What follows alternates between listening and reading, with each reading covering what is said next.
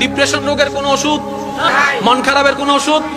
আমি বলছি যে যেখান থেকে শুনতে পাচ্ছেন প্র্যাকটিক্যাল করে দেখবেন, ভালো লাগলে করতে থাকবেন, ভালো না লাগলে বাদ দিবেন। আমি প্র্যাকটিক্যাল করেছি, সেটা আপনাদেরকে বলছি।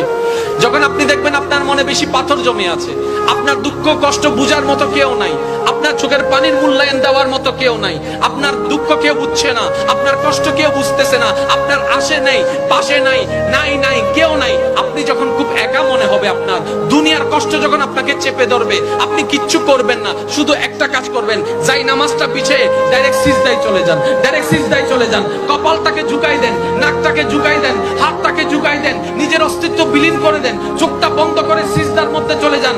আল্লাহর ওয়াস্তে করে বলছি, কিচ্ছু পড়া লাগবে না, শুধু সিজদার মধ্যে পড়তে থাকেন, সিজদায় পড়ে থাকেন, কান্না করতে থাকেন। ওনাকে বুঝান যিনি আপনি না বললেও সবকিছু বুঝে, ওই রবকে জানান যিনি আপনি না জানালেও সবকিছু জানে। দুনিয়ার মানুষ তো আজকে বললে কালকে চুপ উল্টাই ফেলে, ব্ল্যাকমেইল করতে শুরু করে। রব তো সবকিছু জানার পরেও দোষ গোপন করে রেখেছে। ওই রবের দরবারে সবকিছু বলতে থাকেন, 1টা মিনিট, 2টা মিনিট, 3টা মিনিট, দেখবেন আপনার সমস্যা তখন সমাধান না হলো অন্তরে এমন একটা শান্তি লাগবে যেটা আপনার পৃথিবীর কোথাও খুঁজে পাবেন না। সুবহানাল্লাহ।